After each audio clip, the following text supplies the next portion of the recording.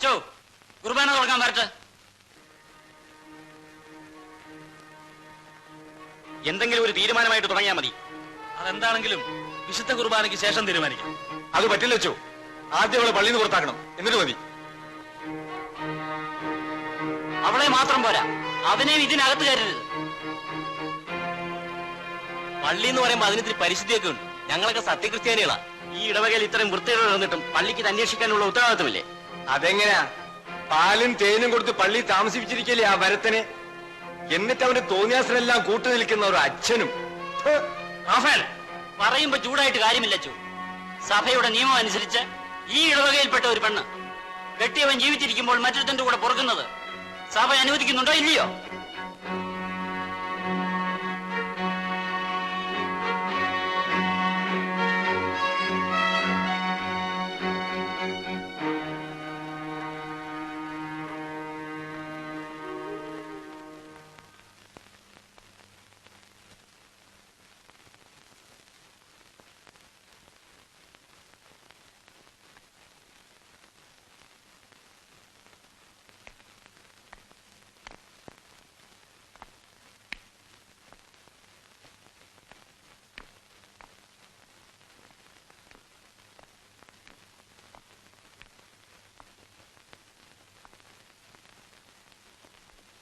അച്ഛൻ എന്താ മിണ്ടായിരിക്കുന്നേ? ചോദിച്ചതിന് സമാധാനം പറയണം.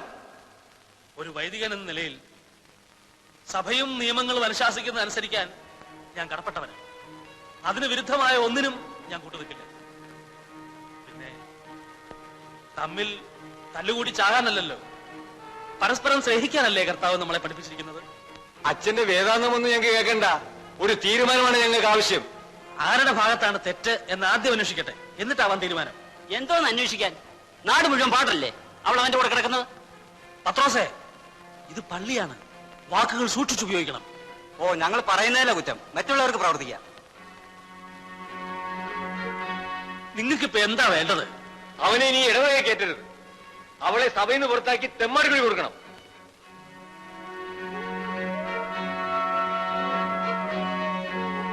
കഴിഞ്ഞോ? ശിക്ഷ വിധിച്ചു കഴിഞ്ഞോ? ഞാൻ തുമ്മുന്നോ അനങ്ങുന്നോ ഒക്കെ അന്വേഷിക്കാൻ ഇപ്പൊ എത്ര ആൾക്കാരാ? ഈ നാട്ടുകാരെല്ലാം മുമ്പ് എവിടെയായിരുന്നു? കള്ളും കുടിച്ചോണ്ട് വന്ന് ചവിട്ടും തൊഴിക്കൊക്കെ ചെയ്യുമ്പോ മേരി,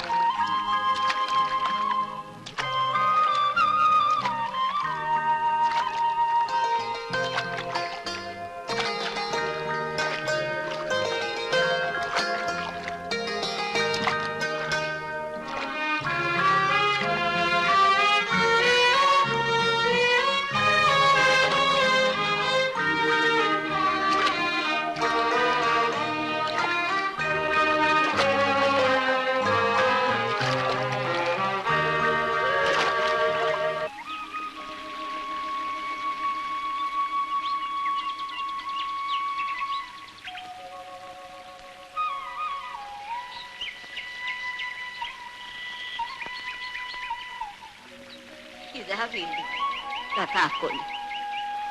ആളും മനുഷ്യരും സ്ഥലത്തുണ്ടായി എനിക്ക് മനസ്സിനൊരു സമാധാനം. സാധനങ്ങളൊക്കെയാ ഇനി പോയി കൊണ്ടുവരണം. ആ, ആ. സ്ഥലമൊക്കെ ഒന്ന് ഉറപ്പിച്ചിട്ടാവാന്ന് കരുതി. അത്യാവശ്യത്തിനുള്ള സാധനങ്ങളൊക്കെ ഇവിടെ ഉണ്ട്. മുമ്പ് താമസിച്ചിരുന്നവര് മുഴുവൻ സാധനങ്ങൾ കൊണ്ടുപോയില്ല. എന്താ മുടി ഇങ്ങനെ? അതെ, മേരിക്ക് ടൈഫോയിഡ് എന്നൊരു സൂക്കേട് വന്നു. ടൈഫോയിഡേ എന്നും ഒരാൾക്ക് അല്ലെങ്കിൽ മറ്റൊരാൾക്ക് രോഗ. കഷ്ടകാലം എല്ലാവർക്കും ഉണ്ട്. ഈ വയസ്സിനിടയ്ക്ക് ഞാൻ എന്തെല്ലാം സഹിച്ചു. ഒരു കൊച്ചുള്ള മലയോരത്തിൽ കുറച്ച് സ്ഥലം വാങ്ങി കൃഷി ചെയ്ത് ജീവിക്കാന്ന് ഇവള് പറയാൻ തുടങ്ങിയിട്ട് കുറെ കാലായി. ഇപ്പോഴേ ഉള്ളതൊക്കെ വിറ്റ് വെറുക്കാനൊത്തുള്ളൂ. പൊന്നു വിളയണ മണ്ണ. ഇപ്പോ സ്ഥലത്തിനൊക്കെ വില കൂടി. ഞങ്ങള് വരുന്ന കാലത്തെ കാട്ടാലും മേഞ്ഞ് നടന്നിരുന്ന സ്ഥലമായി.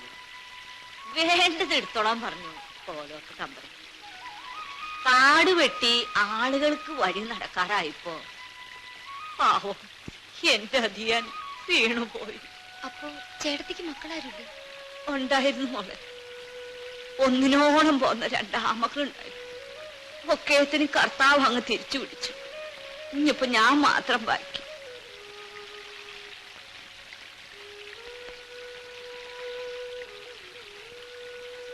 അഡ്വാൻസാ?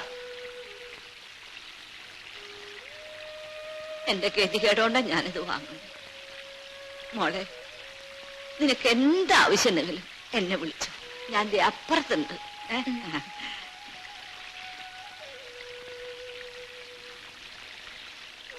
കണ്ടപ്പോഴേ മനസ്സിലായി നല്ലൊരു കുടുംബാണെന്ന്.